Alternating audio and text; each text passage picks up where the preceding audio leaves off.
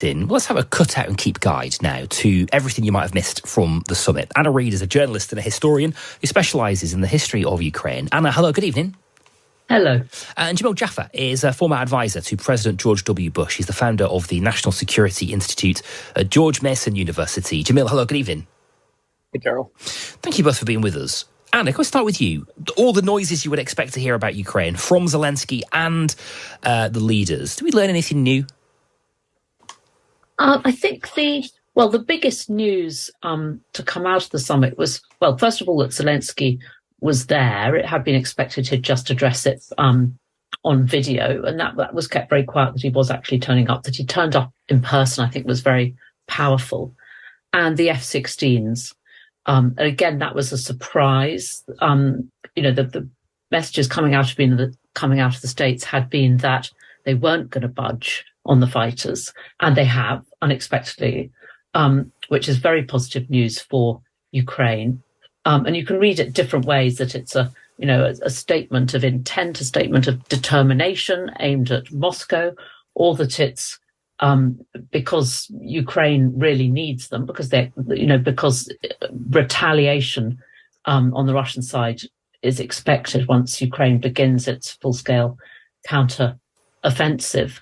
And also, I think there's probably nervousness about the possibility of Russia actually bombing Ukrainian cities using aviation in a way they did in Syria, but they haven't been able to do so far in Ukraine. And it may be that that fighter jets are the way to actually counter that. Okay. Aside from that, Jamil, on Friday we heard leaders pledging to starve Russia of resources for its war machine. That was part of the statement that the G7 leaders put out. I mean, that's quite vague, isn't it, Jamil? What does that mean to starve Russia of its resources, given just the severity of the sanctions that are in place already?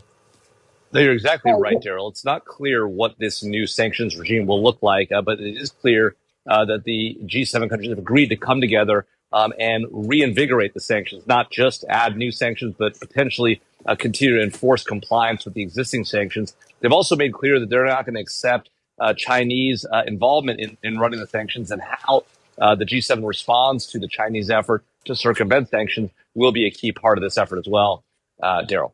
Okay. Anna, Zelensky was also in Saudi Arabia, wasn't he, this weekend? Let's just pivot slightly away from the G7 just for a moment. The Arab League summit on Friday. A much less welcoming place for him. Most countries keen to keep relations in place with Moscow. Assad in Syria having a very strong relationship with Putin. A very different room for him to play, Anna. How did he play it? Yes, well, he's obviously very keen to get the uncommitted countries, I mean, it's the global south, that's, very loose term, who've so far sat on the fence on board. And I thought one of the most consequential meetings was probably his one with Modi of India, because India is currently by far the biggest buyer of seaborne Russian oil. And it's getting a big discount on that. It's paying $20 to $25 per barrel less than it would normally. So it's it's driving a hard bargain with Moscow, but nonetheless, it is buying it. And if India could be shifted, that would be a major win for Ukraine. Right. Okay. I'm keen to spend a bit of time talking about China as well, because that was another big feature alongside the war in Ukraine of this G7 meeting. Jamil, we heard a strong message sent to China. The G7 leaders very critical of Beijing, including allegations of economic coercion. What does that mean? Daryl, this is the idea that China is using its economic power, both access to the Chinese market, but also its export market, to force countries to, companies to give up their intellectual property, to enter into joint ventures with Chinese companies, forcing nations, including nations, as Anna mentioned, in the global south, to cave to Beijing's policy preferences. We've seen this around the globe, where China has used its Belt and Road Initiative to addict countries to Chinese debt through promises of infrastructure and the like, and then force them to come around China's policy positions. This is a key issue, not just for nations in the global south, but for Western nations and their companies as well. It's a massive issue, and it's one that the United States and the UK have been pushing back against significantly, And now they're bringing together the whole G7, including Germany, Japan, France, and the like. And then, of course, as Anna mentioned, you saw other nations that were there attending as observers, including South Korea and India at the G7 summit. Right. Anna, do you see this being a bit of a sort of a watershed moment in terms of the West and its relationship with China? As Jamil was pointing out there, a really tricky path for them to walk, given how dependent, how economically dependent so many of these countries are on China. Do you think they got the balance right this weekend? Well, it's time will tell. It's very, very hard to know.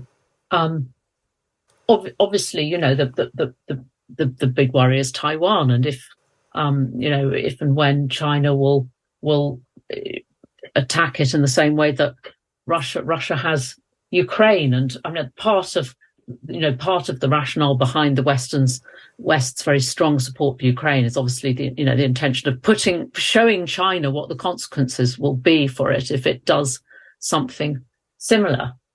But also just on the Ukraine situation, China is the big player. China is the one country one can realistically see pressuring the Kremlin into withdrawing its troops. Mm. Do you get the sense, Anna, then that they did that they achieved that this weekend? Will those G7 leaders come away feeling like they've put a strong enough shot across China's bow that it will be very difficult for it to increase its military or to intervene in Taiwan in any sense? I'm not a China watcher. To be honest with you, I don't know. Yeah. On vis-a-vis Russia, its signal's been very mixed. It didn't joining the UN resolution right at the beginning condemning the invasion. On the other hand, it has not, so far as we know, been exporting arms to Russia.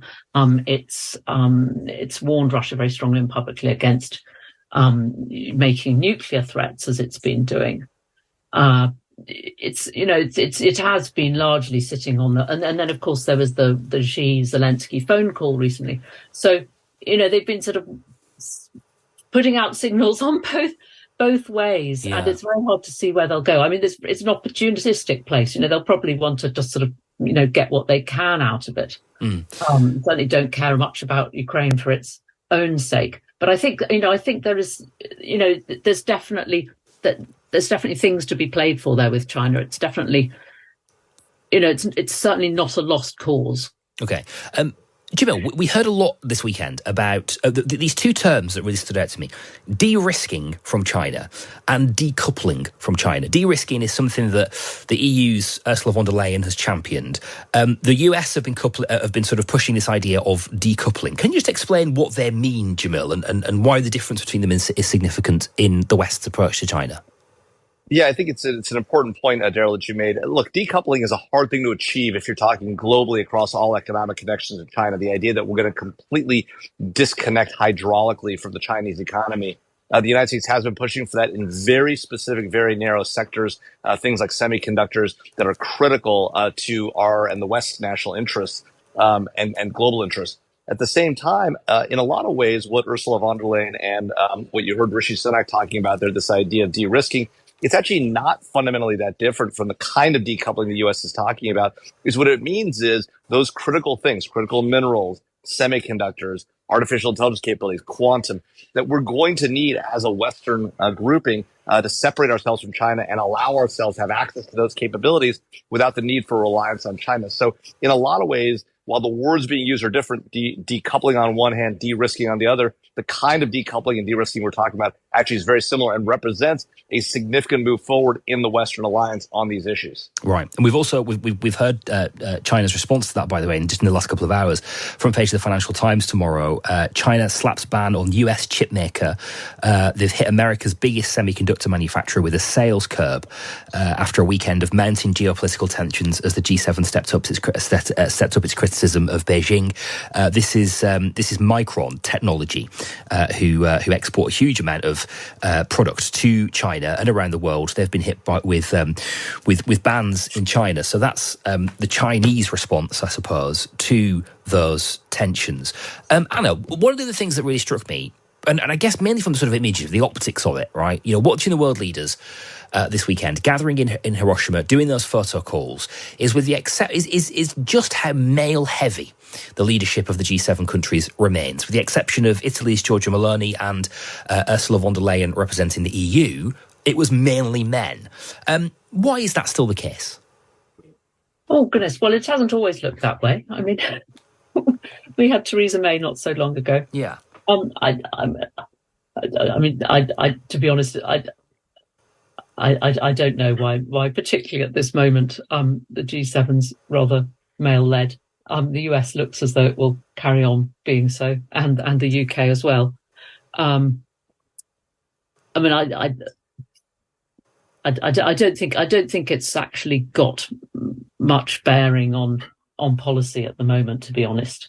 One doesn't see any sort of split along gender lines, and actually, von der Leyen, she's been fantastic. I mean, she was one of the very first leaders to go to Kiev once the Russians had been pushed back away from the city in April, and she went straight to Bucha and saw the mass graves as they were being disinterred. She would have smelt them, and you could see the shock on her face, and she's been incredibly strong for Ukraine ever since. Right.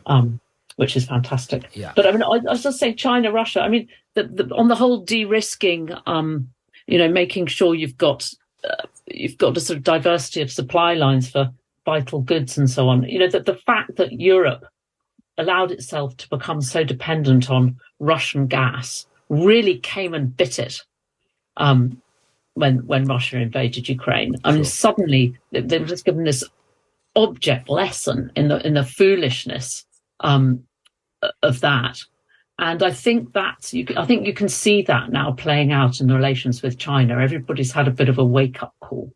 Sure. Okay. Interesting moment. Interesting weekend for sure. Anna Reid, journalist and historian specialising in the history of Ukraine. Thank you for being with us tonight. And Jamil Jaffer, former advisor to President George W. Bush, also the founder of the National Security Institute at the George Mason University. Always brilliant having you on the show, Jamil. Thank you for your time